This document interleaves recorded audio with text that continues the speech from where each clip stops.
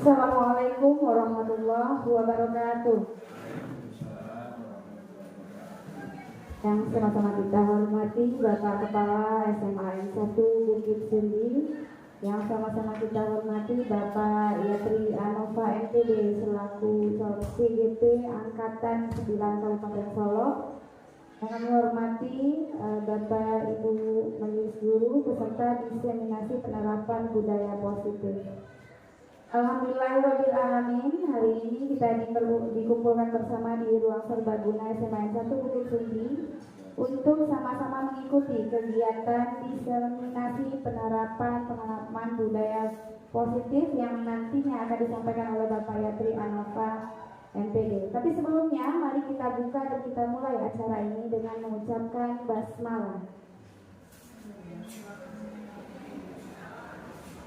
Baik Bapak dan Ibu yang kami hormati, mari sama-sama kita simak penyampaian diseminasi tentang menerapkan pemahaman dan penerapan pengalaman budaya positif yang akan disampaikan oleh Bapak Yatri Anova MPD selaku CGP Angkatan 9 Kabupaten Solo. Kepada Bapak disilakan.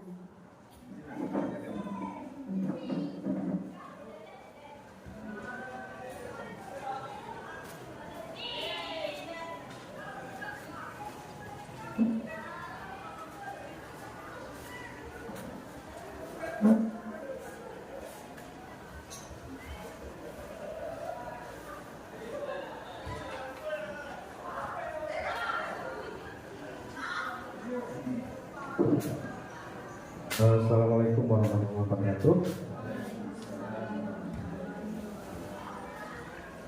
Pertama sekali yang kami hormati Bapak Kepala Sekolah,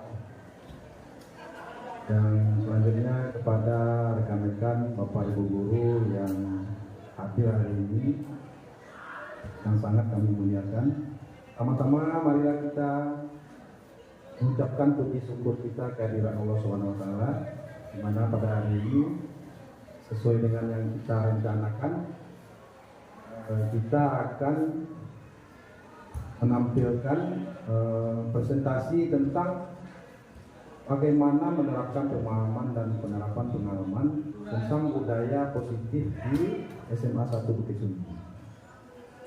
Selanjutnya, selawat beriring salam tidak lupa kita kirimkan kepada junjungan Nabi besar kita Muhammad SAW, yang mana beliau telah membawa kita dari alam yang gelap gulita kepada alam yang berpengetahuan seperti ini.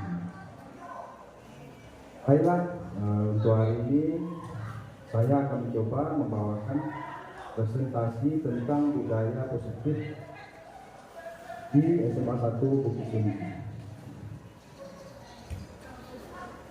Pertama kali saya ingin memperkenalkan, dalam kegiatan ini fasilitator saya adalah Ibu Yurnia Kristiwawati SPD, pengajar praktek adalah Ibu Wilma Patra SPD NTB,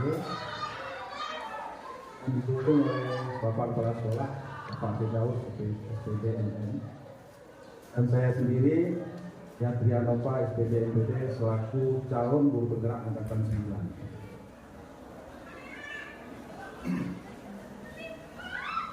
Kita berangkat dari konsep inti budaya positif. Budaya positif itu terdiri dari perubahan paradigma belajar, disiplin positif, nilai-nilai kebajikan, motivasi perilaku manusia, dan kebutuhan dasar manusia.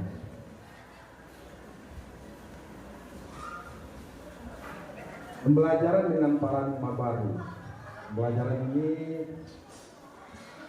adalah pembelajaran dengan paradigma baru, merupakan pembelajaran yang dirancang berdasarkan prinsip pembelajaran berdiferensiasi, sehingga peserta didik belajar sesuai dengan kebutuhannya, berdasarkan tahap perkembangan sesuai dengan teori psikologi modern untuk mewujudkan profil pelajar Pancasila. Miskonsepsi tentang teori kontrol kita selama ini, artinya konsep yang salah selama ini yang kita pahami Yang pertama, ilusi bahwa guru itu mengontrol murid. Selanjutnya, ilusi bahwa kritik dan membuat rasa bersalah mampu membangun karakter atau menguatkan karakter. Selanjutnya, kita beranggapan bahwa semua penguatan positif dan efektif bermanfaat. Selanjutnya yang terakhir, ilusi bahwa orang dewasa berhak memaksa. Itu yang terjadi selama ini.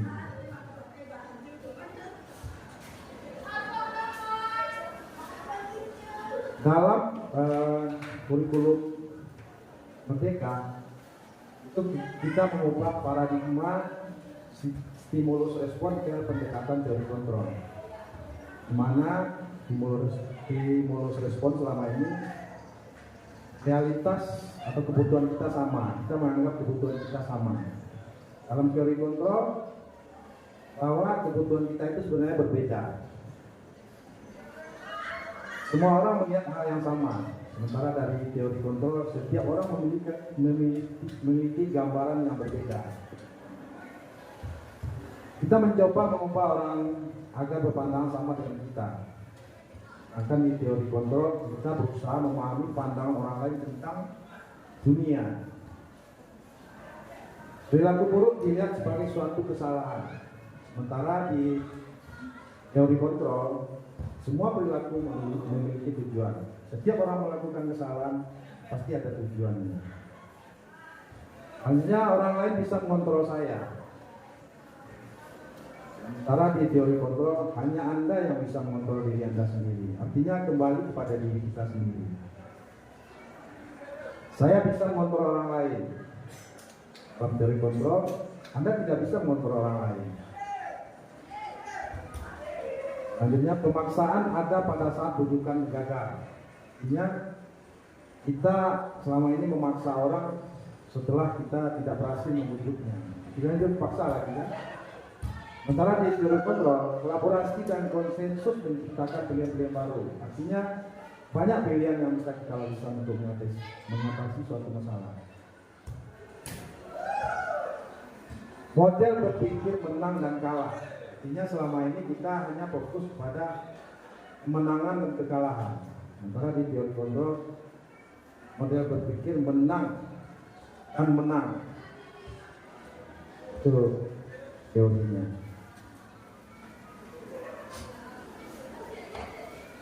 Selanjutnya, disiplin positif. Disiplin berasal dari kata disiplin, mengaku pada disiplin diri yang memiliki tanggung jawab terhadap apa yang dilakukannya berdasarkan nilai-nilai yang diyakini. Disiplin positif merupakan salah satu cara penerapan disiplin yang bertujuan untuk menumbuhkan kesadaran serta memberdayakan peserta didik tanpa imbalan, penghargaan atau reward, ancaman atau hukuman. Artinya kita menerapkan disiplin ini tanpa embel-embel. Misalnya kita mengadakan satu lomba bersihan kelas, kita akan mengembel-embel dengan hadiah. Jadi itu sebenarnya sudah melenceng dari disiplin positif. Di disiplin positif kita tidak memakai lagi istilah reward, hukuman, ancaman. Sebagai pendidik, tujuan kita adalah menciptakan peserta didik yang memiliki disiplin diri sehingga mereka berperilaku sesuai dengan nilai-nilai universal dan memiliki motivasi intrinsik, motivasi dari dalamnya dalam merubah perilaku ke arah yang lebih baik. Artinya kita menggali bagaimana kita mampu menggali motivasi dari dalam murid kita ke arah yang lebih baik. Nilai-nilai kebajikan. Nilai yang disepakati bersama. Nilai-nilai kebajikan ini adalah nilai yang disepakati bersama, lepas dari suku bangsa, agama, bahasa, dan latar belakang.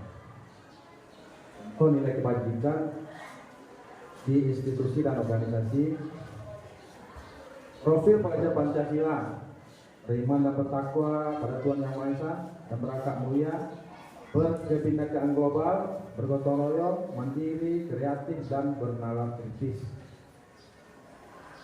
IPO Primary Year Program itu toleransi, rasa hormat, integritas, mandiri, menghargai, antusias, empati, pengetahuan, kreativitas, kerjasama, percaya diri, dan komitmen. Akhir, keterampilan hidup atau life skill itu dapat dipercaya, lurus hati, mendengar yang aktif, dan bisa merendahkan orang lain serta memberikan yang terbaik dari diri. Kita berangkat dari kebutuhan dasar manusia. Kebutuhan dasar manusia adalah segala sesuatu yang kita lakukan untuk mendapatkan apa yang kita inginkan. Seluruh tindakan yang kita lakukan memiliki tujuan tertentu, dan semua usaha terbaik yang kita lakukan adalah dalam rangka agar kebutuhan dasar kita itu terpenuhi dengan baik. 5 kebutuhan dasar manusia. Yang pertama itu bertahan hidup, yang kedua kasih sayang dan rasa diterima, yang ketiga penguasaan, yang keempat kebebasan, yang terakhir kesenangan.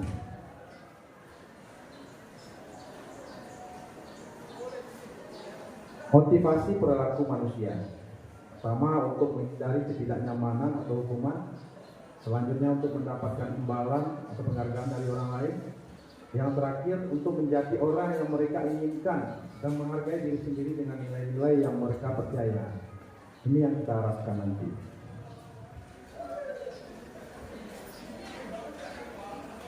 Dalam kategori hukuman itu ada beberapa uraian di bawah. Hukuman itu dia sifatnya tidak terencana atau tiba-tiba. Kedua, murid tidak tahu apa yang akan terjadi. Dia tidak dilibatkan. Selanjutnya, hukuman itu bersifat satu arah. Hanya kita satu arah ke siswa saja. Akhir, hukuman dapat berupa hukuman psikis dan fisik, seperti lari keliling lapangan. Kalau konsekuensi itu mereka itu konsepnya adalah lebih pada terencana dan sepakati sesuai peraturan. Murid tetap dibuat tidak nyaman dengan adanya konsekuensi. Akhir, sikap guru selalu memonitor murid, mengawasi. Itu konsep dari konsekuensi. Yang terakhir, yang menjadi sasaran kita yaitu restitusi. Restitusi itu proses menciptakan kondisi bagi murid untuk memperbaiki kesalahan. Kedua, proses kolaboratif yang mengajarkan murid mencari solusi sendiri.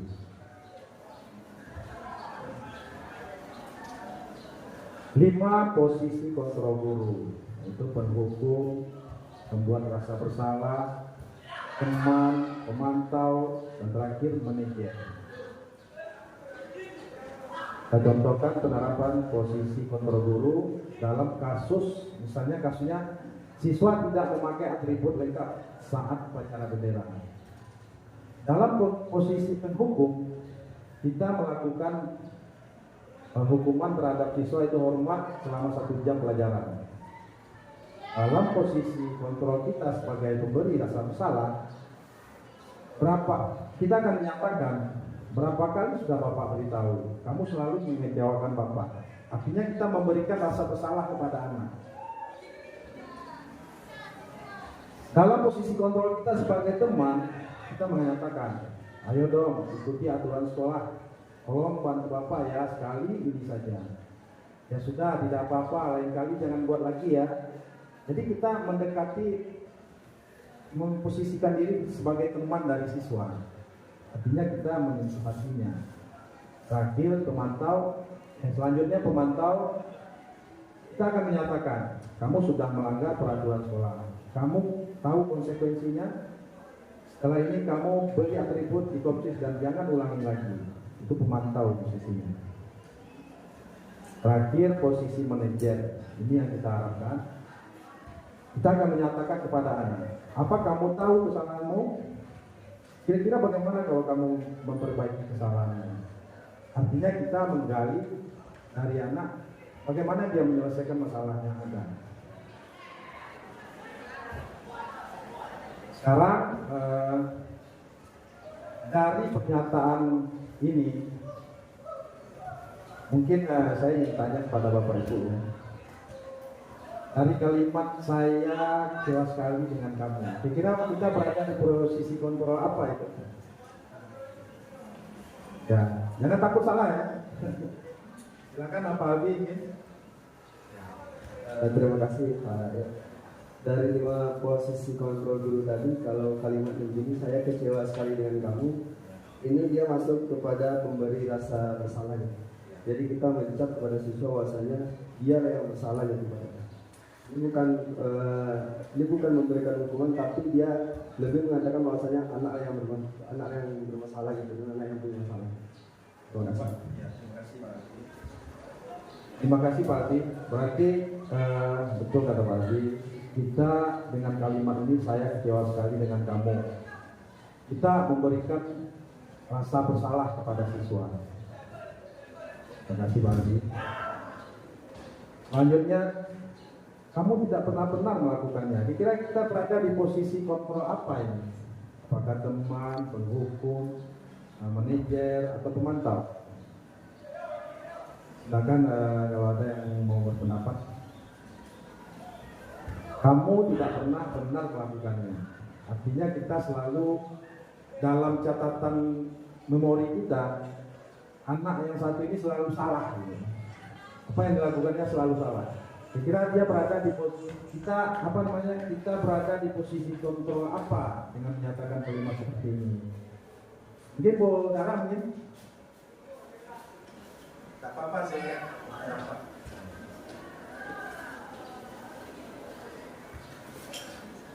Jawab saja, tidak ada salah.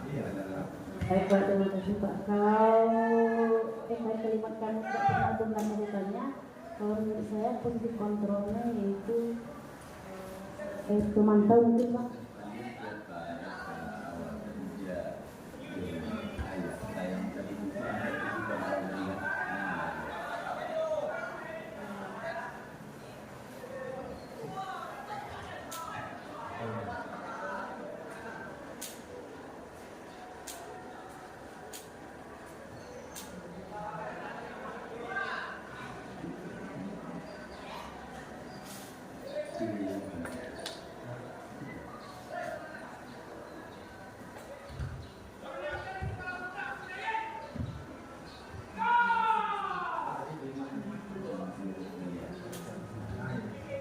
Kamu tidak pernah benar melakukannya. Artinya apa kira-kira? Dari kalimat kamu tidak pernah benar melakukannya, menurut saya Pak, posisi kontrolnya itu pemberi rasa bersalah gitu. Terima kasih. Ya. Dari kalimat kamu tidak pernah benar melakukannya, artinya kita mencap anak ini selalu salah ya. Apa yang dikatakan Bu Dara itu benar ya, bahwa itu berada di posisi kontrol pemberi rasa bersalah. Selanjutnya, apa rencanamu dalam menyelesaikan masalah ini? Nah, kira-kira ini dalam posisi kontrol apa ini? Apa rencanamu dalam menyelesaikan masalah ini? Artinya kita menanya kepada anak bagaimana dia mampu menyelesaikan masalah yang dihadapi dan mencari solusi dari masalah yang ada. Ini kalau ini berada di posisi kontrol manajer, Pak. Ayo kita lakukan, ayo lakukan dari Bapak. Kira kalimat apa tadi? Teman ya Pak ya? Itu posisi kontrol teman. Selanjutnya kamu tidak akan mendapat nilai kalau tidak membuat tugas. Kira Ibu lupa apa? Penghukum ya, penghukum ya. Kita posisi kontrol penghukum. Selanjutnya keyakinan kelas. Kita jadi bertanya, mengapa keyakinan kelas? Mengapa tidak peraturan kelas?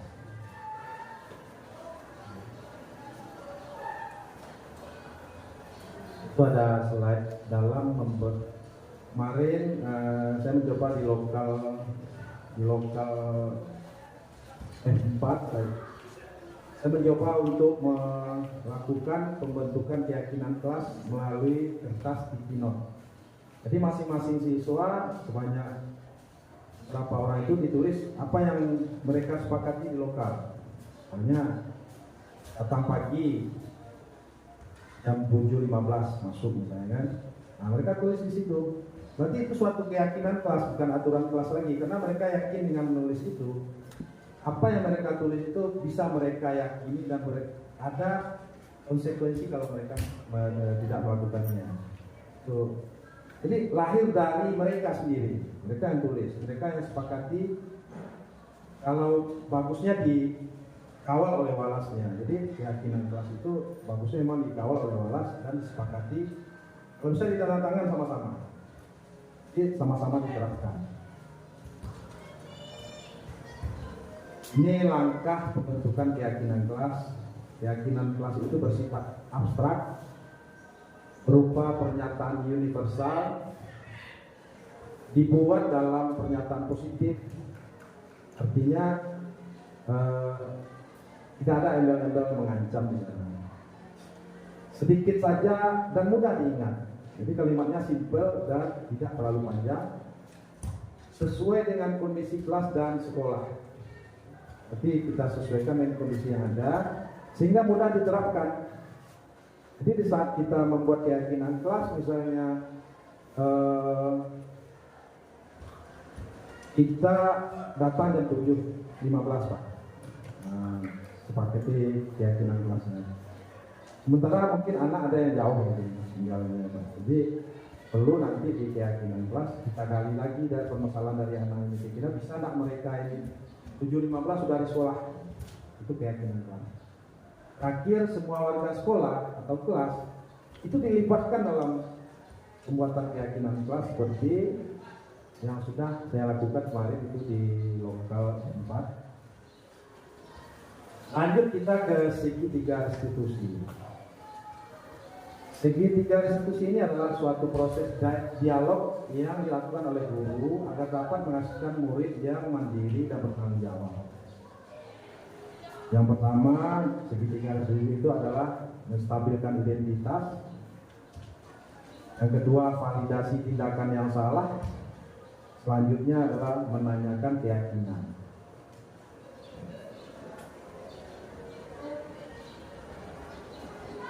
Langkah pertama pada bagian segitiga restitusi ini adalah menstabilkan identitas. Artinya, jika anak berbuat salah, maka ada kebutuhan dasar yang belum terpenuhi.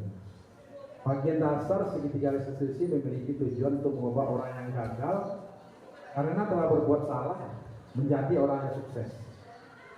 Kita harus mampu, sebagai guru kita harus mampu meyakinkan mereka dan mengatakan kalimat seperti tidak semua manusia sempurna. Bapak pun pernah salah dan melakukannya, salah seperti itu. Itu adalah langkah pertama pada bagian menstabilkan identitas.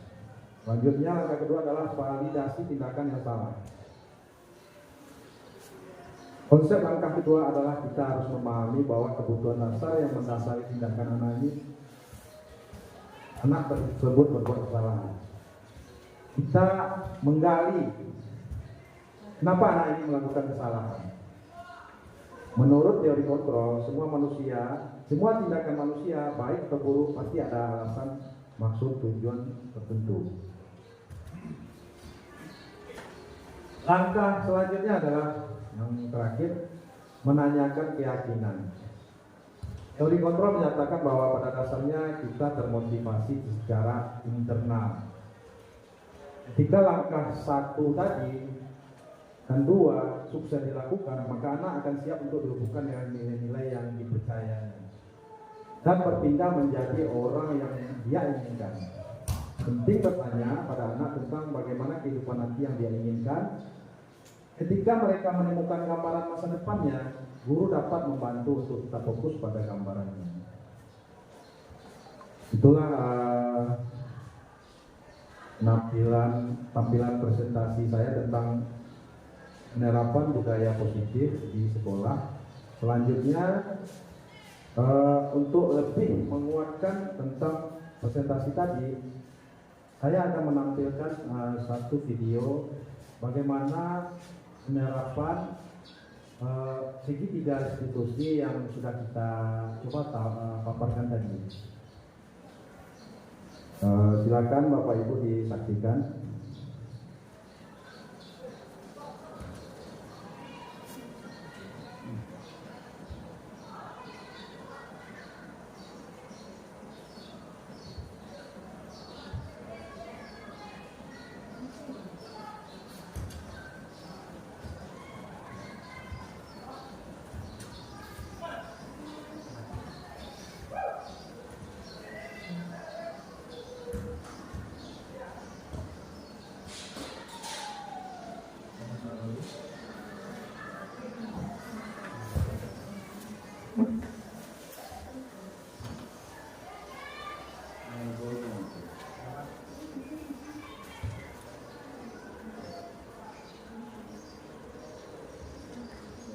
Bluetoothnya level bos.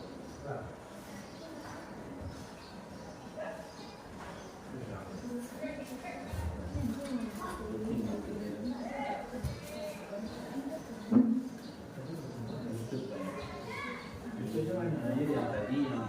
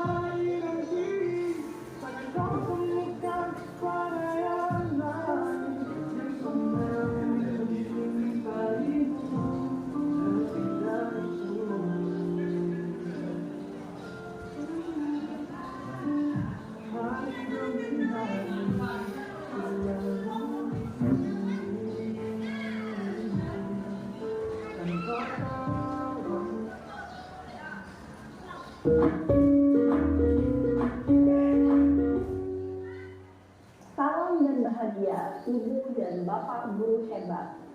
Pada video kali ini kita akan membahas tentang salah satu program disiplin positif yang diterapkan di lingkungan sekolah yang dikenal dengan nama restitusi.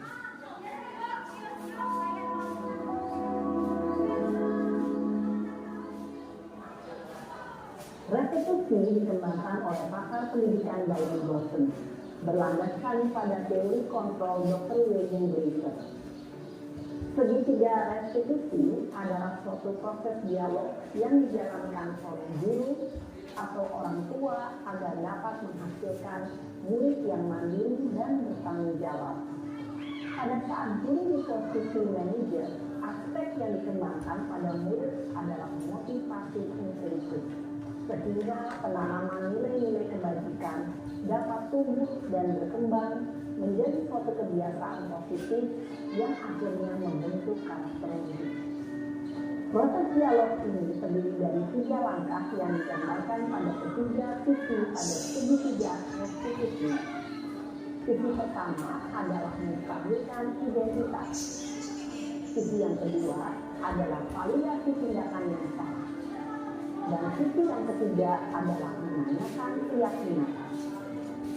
Ibu dan Bapak Guru, berikut ini akan menunjukkan bagaimana seorang guru berada dalam posisi manajer menggunakan penerapan segitiga restitusi.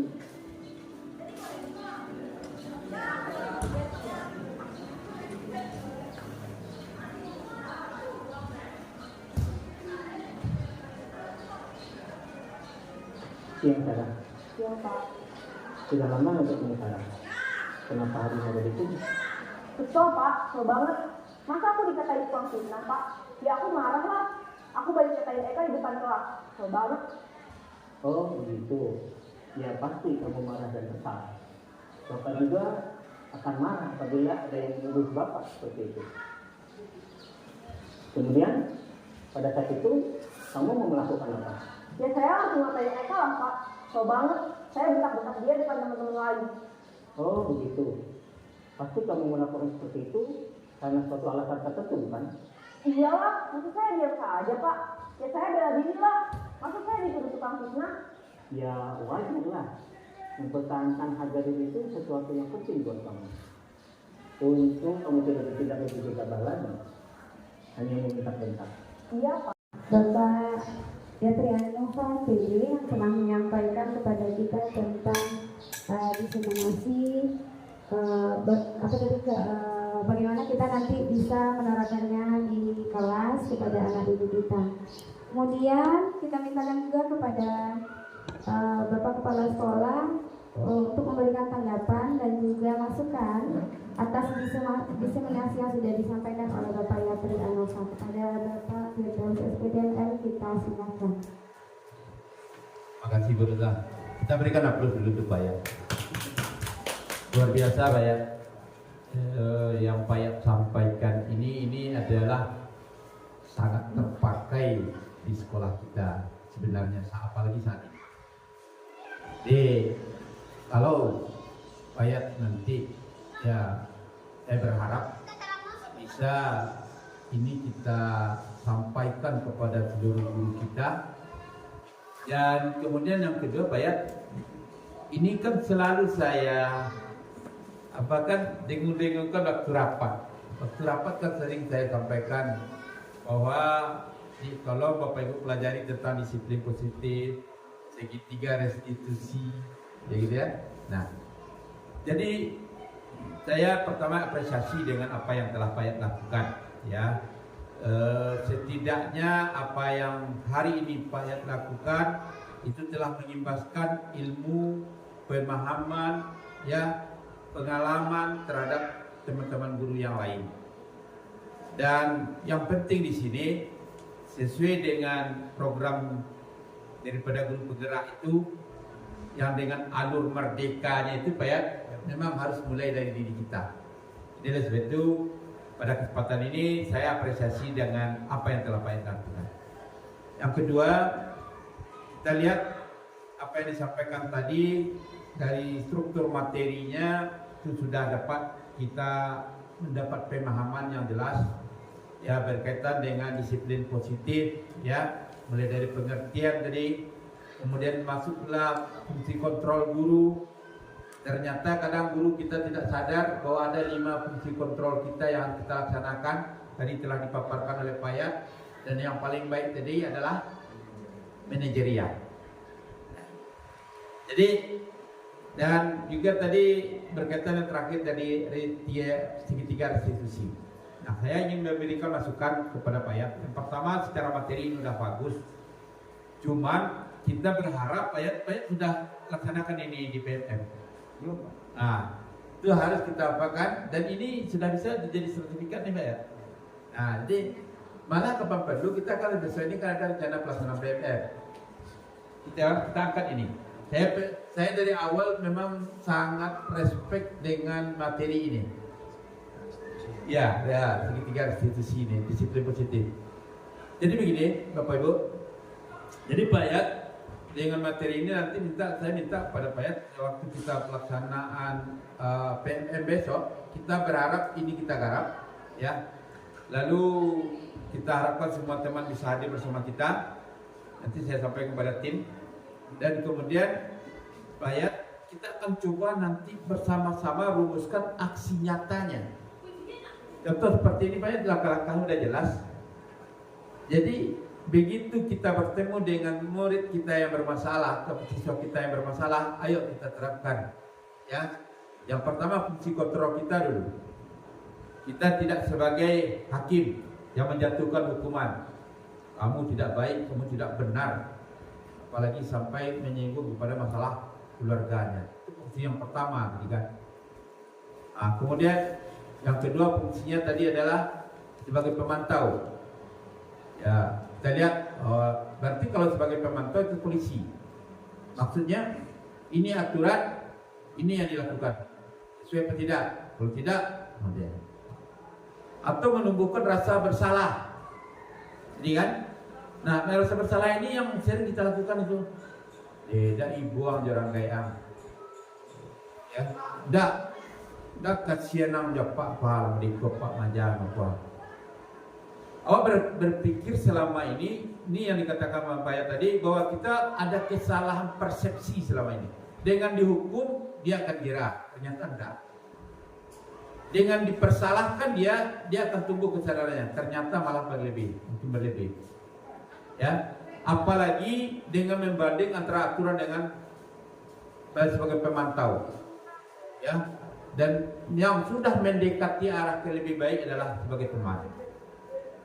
Jadi sebagai teman ini maksudnya kita menempatkan diri tidaklah sebagai lawannya yang lebih atau bapak, sehingga tapi kita melakukan yang namanya pendekatan perasaan gitu.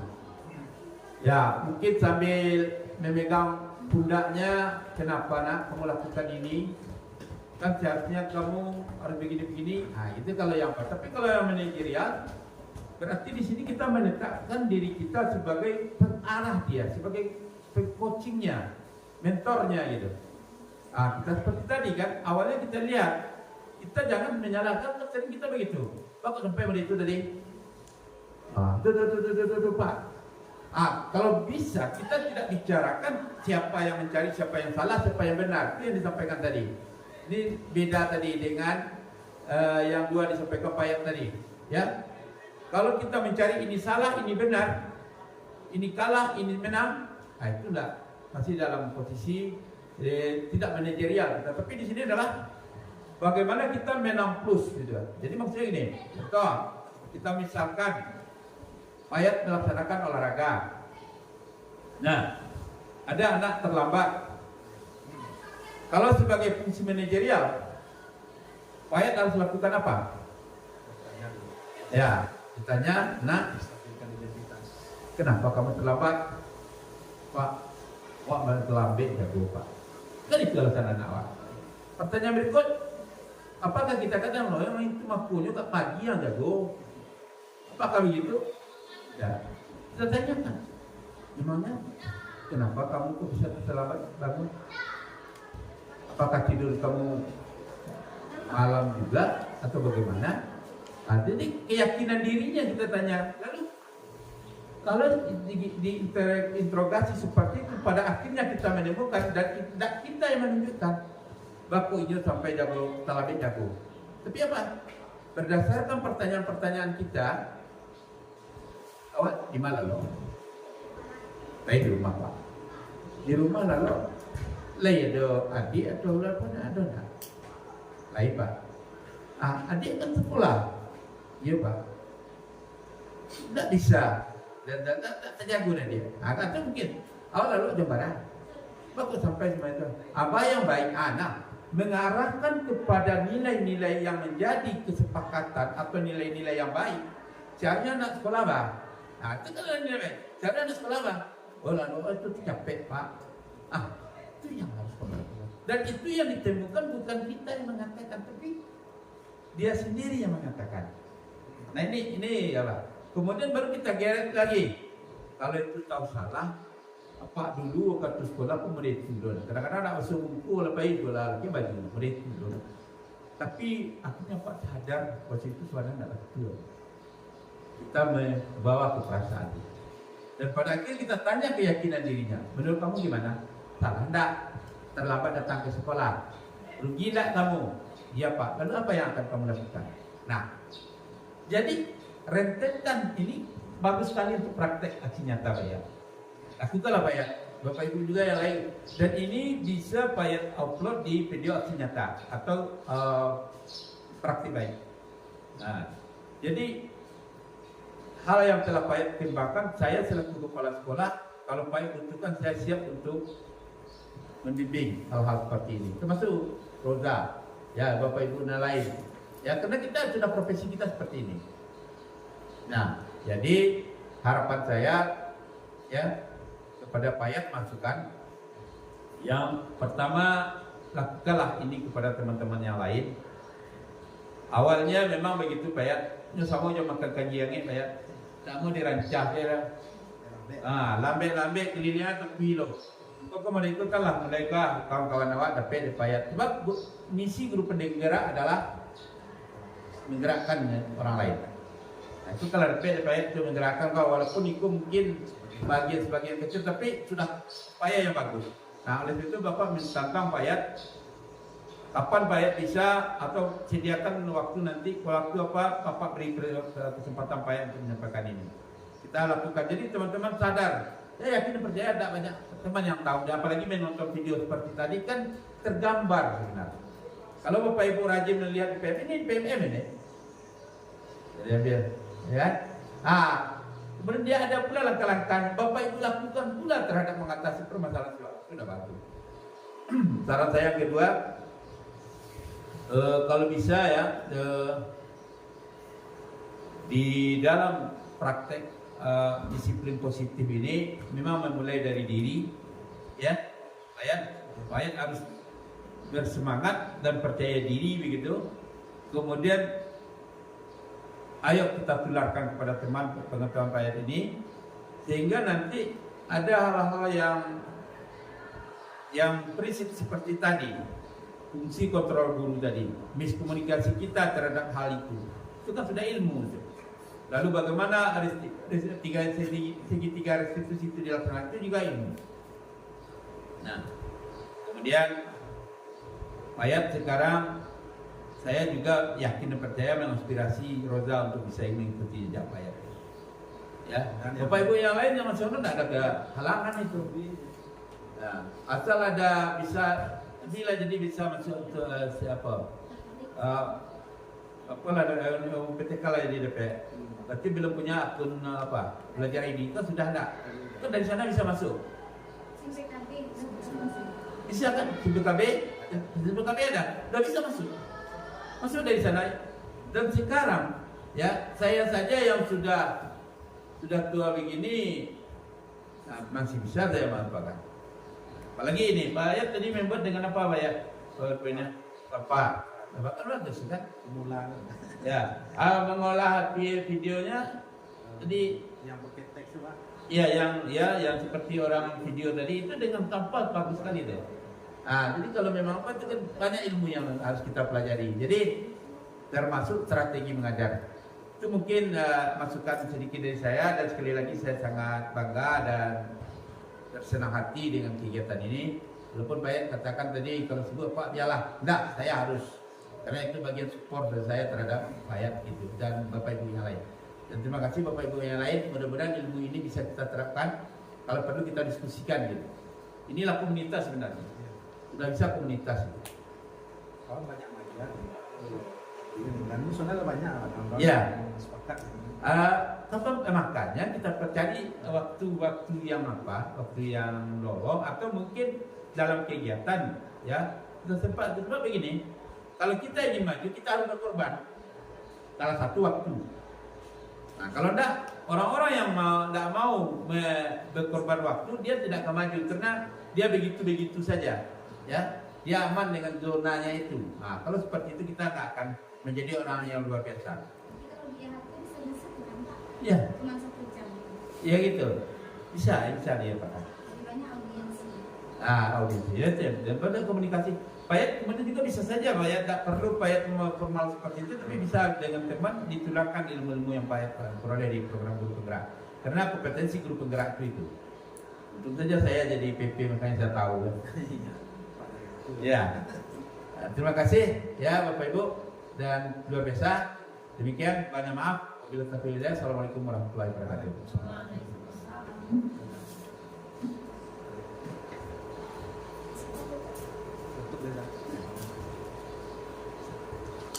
Baik, terima kasih kita ucapkan pada kepala sekolah. Semoga saran-saran dari beliau dapat memberikan masukan untuk perbaikan dan lebih baiknya ke depan untuk program CGP yang dilewati dan dilalui oleh Bapak Yatriamakan.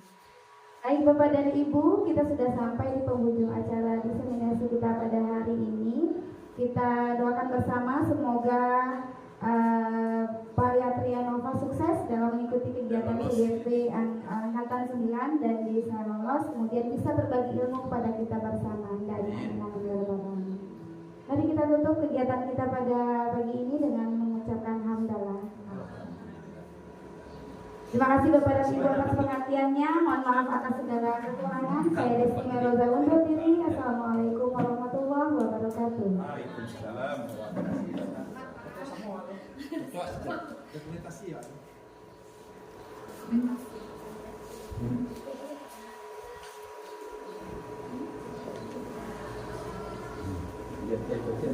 dia cek lah dia nampak apa background apa tadi baik tadi saya